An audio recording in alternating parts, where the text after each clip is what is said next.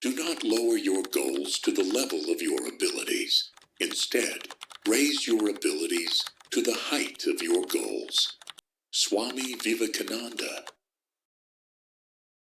Let me ask you something, and I want you to answer with honesty, not logic, not excuses.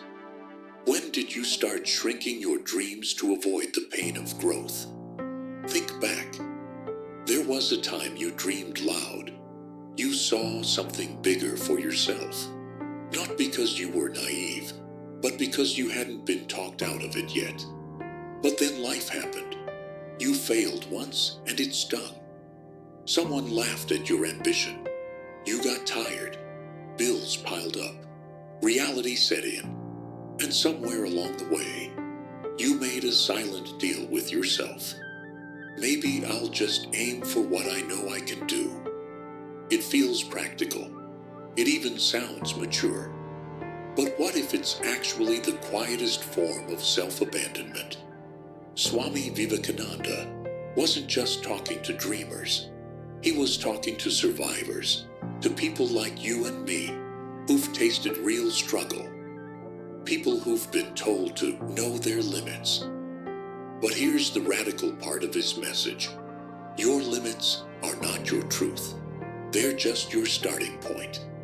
And this quote, it's not motivational fluff. It's a confrontation. It says, stop bending your dreams downward just to avoid the discomfort of rising. You don't need smaller goals. You need to become bigger than your doubt. That's not arrogance. That's your responsibility. Because every time you lower the bar to stay safe, you quietly teach yourself that you're not worth the climb. So here's your gentle wake-up call. Don't shrink your vision. Stretch your capacity. Don't rewrite the dream. Rewrite who you're becoming. And maybe, just maybe, that's where your real life begins. In today's world, be realistic is advice we hear all the time. It sounds wise, responsible, grounded. But let's look closer. Who decides what's realistic for you? Is it your childhood wounds? The people who never saw your full potential? The version of yourself that's been stuck in survival mode for years? The truth is, many of us have confused realism with resignation. We think, if I'm not naturally good at it, maybe it's not meant for me. If I failed before, maybe it means I'm not capable. If it takes too long or feels too hard, maybe I should walk away. But what if those thoughts are lies wrapped in comfort? What Swami Vivekananda is telling us is incredibly liberating and confronting. The goal is not the issue. Your ability can evolve. Let that sink in. He's not saying to chase delusion. He's saying to develop discipline. He's not asking you to ignore limitations. He's inviting you to grow past them. You're allowed to be a work in progress and still reach for greatness. Feel scared and still take steps. Not know how, but still say yes. Every successful person you admire wasn't born ready. They just stopped using "I'm not ready" as a reason to stay small. And here's the uncomfortable truth.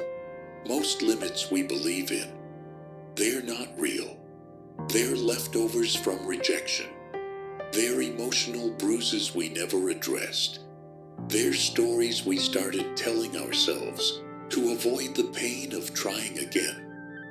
And every time you say, "I can't," you're not stating a fact. You're protecting a version of you that's afraid to risk becoming more. But you don't have to stay there. You can stop asking, "Am I good enough for this dream?" And start asking, "Am I willing to grow into the person who can carry it?" That's the shift. That's the path. And that's where this quote becomes not just inspiration, but instruction. Let's get real. You're not living in a fantasy. You've got actual things on your plate. You're tired. You're busy. You might be grieving, or just trying to survive one more week. And in the middle of that chaos, someone tells you, don't lower your goals. Raise your abilities. It can feel like pressure, like one more thing to do, one more way to fail. But that's not the heart of the message. This isn't about hustle. This isn't about proving anything to anyone. It's about protecting the version of you that still believes you're meant for more. So let's talk about how you can apply this practically without burning out or breaking down. A. Redefine growth on your terms. Growth doesn't have to look like overnight transformation. It doesn't have to be loud or dramatic. It can be quiet, sacred, personal. It might be 20 minutes a day invested in learning something new. It might be saying no to one thing that drains you, so you can say yes to one that builds you. It might be choosing to speak up when you've spent years staying silent. Start there. You don't need to leap. You need to lean. Lean forward, even just a little. B. Ask better questions. Next time fear shows up, pause. Don't ask, am I good enough? What if I fail? What will they think? Ask this, is this choice aligned with the future I want, or the fear I have? Let your goals be bigger than your need for approval. Let your growth matter more than your comfort. Fear will always have a voice, but it doesn't deserve your vote. 6B sons. Separate your current ability from your future identity. You not being ready today means nothing. Readiness is a myth sold to people who don't want to feel embarrassed. You don't need to be excellent to begin. You need to begin to become excellent. So don't ask if you're qualified. Ask if you're committed. Because one day of consistent effort changes nothing. But 100 days of quiet, deliberate effort, that can change everything. Raise your actions. Raise your circle. Raise your expectations of who you can be when no one's watching. You don't need to prove anything. Just keep growing until your goals look small. Let me introduce you to Aisha. Aisha was 38. She worked double shifts as a nurse, single mother, always giving, rarely resting. And for years, she held a dream in silence. She wanted to become a therapist, not for prestige, but because she had lived through pain, and she wanted to help other women heal. But life told her, you're too old, you're too late, you're too busy, you're not ready. So she listened. She shrank the dream. She started telling herself maybe just giving advice online was enough. But the truth, the dream never died. It just got buried under survival. Then one night, scrolling in exhaustion, she saw that quote from Swami Vivekananda. Do not lower your goals to the level of your abilities.